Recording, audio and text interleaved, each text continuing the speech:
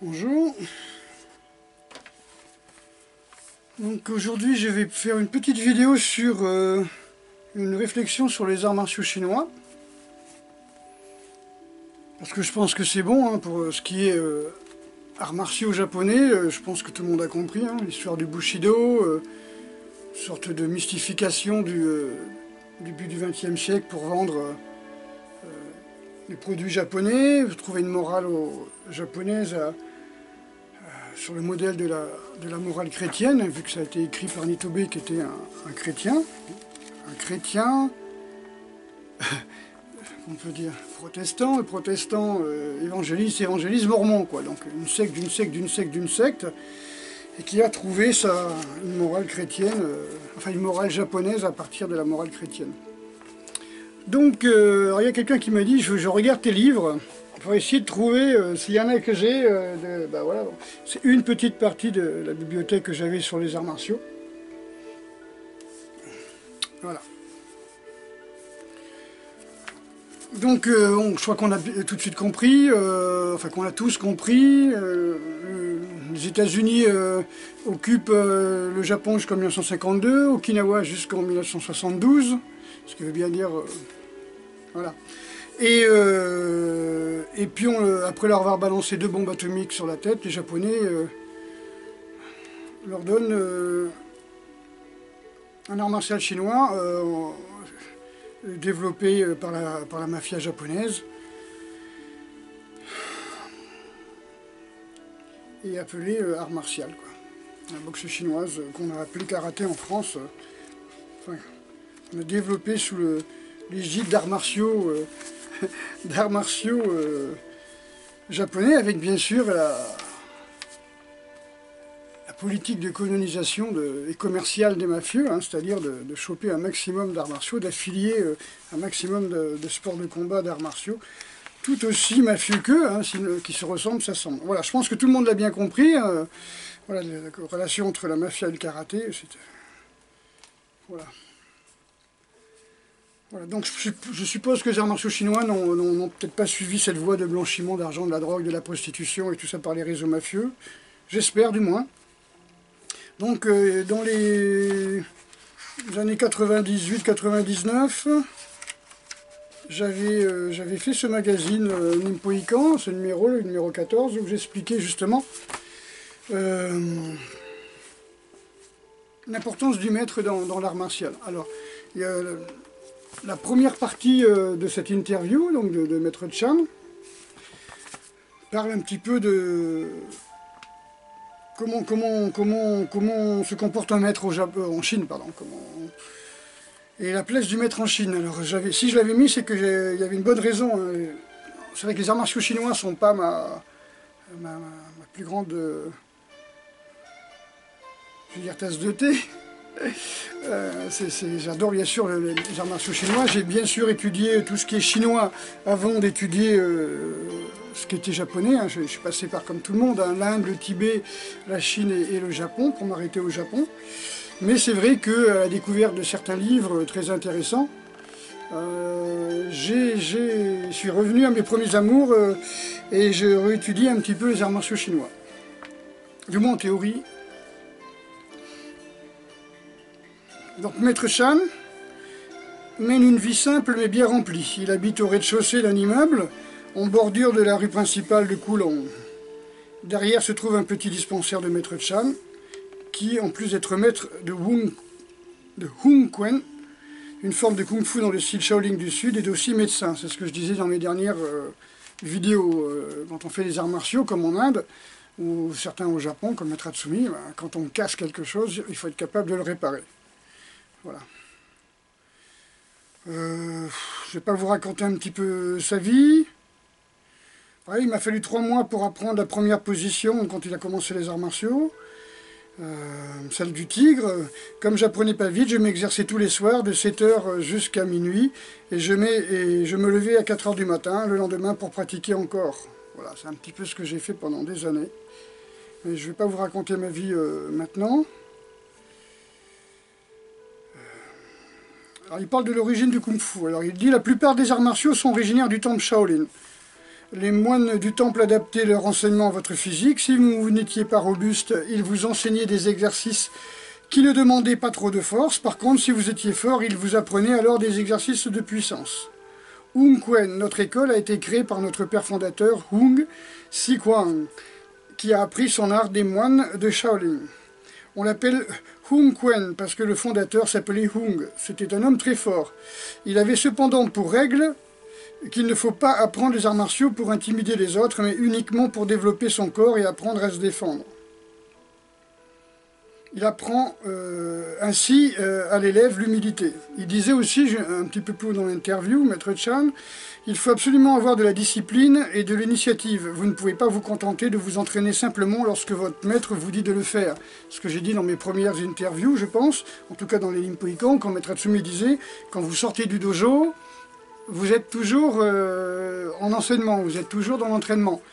Alors il faut voir que nous, quand on sort d'un, entre guillemets, dojo, voir si on va faire un art martial exotique, donc on est dans un...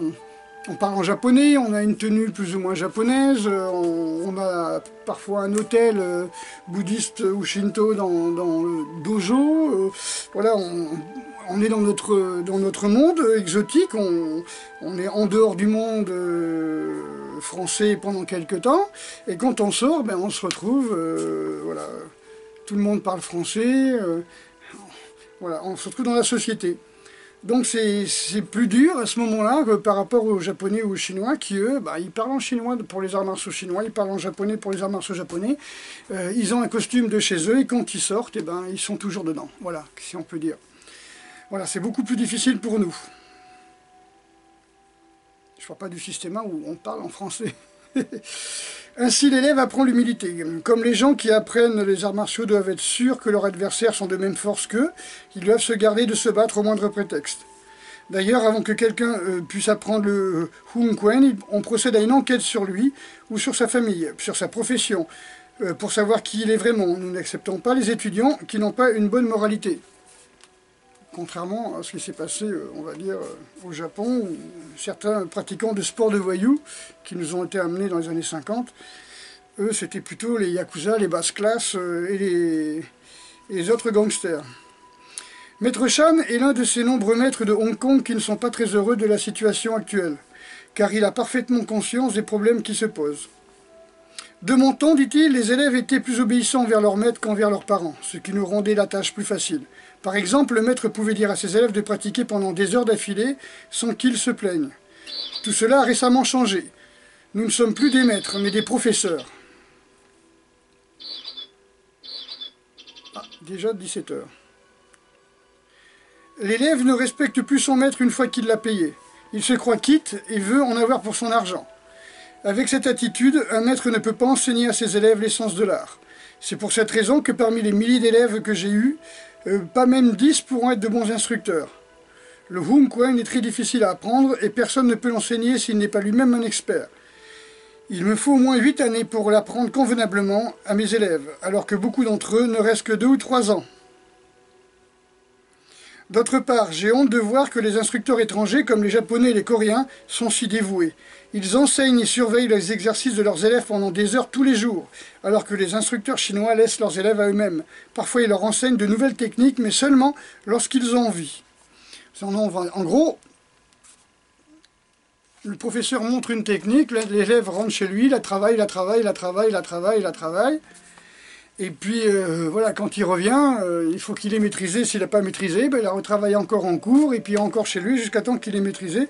Et quand sa technique est à peu près bonne, le maître lui montre comment l'améliorer, ou une technique supérieure. On n'achète pas des katas, on ne vient pas là pour faire des démonstrations à Bercy, on ne vient pas là pour faire le clown sur les estrades lors de démonstrations, on est là pour apprendre, être en meilleure santé, voilà, bon, et travailler les techniques ancestrales. La manière dont Maître Chang a appris la médecine de son maître est un bon exemple de cette tradition. Lorsque un élève apprend le kung-fu auprès d'un maître qui sait également guérir les blessures avec les herbes médicinales, et qu'il se montre appliqué et serviable, le maître l'aidera avec patience. L'élève doit avoir l'ambition d'apprendre pour se gagner la confiance du maître. Celui-ci enseignera alors volontiers comment soigner différentes blessures, par exemple la façon de remettre les articulations déboîtées. Enfin, bref, bon, après toute la fin est sur la médecine, avec des petites recettes, des mélanges d'herbes réduites en poudre, voilà. En fin de compte, ce qu'il appelle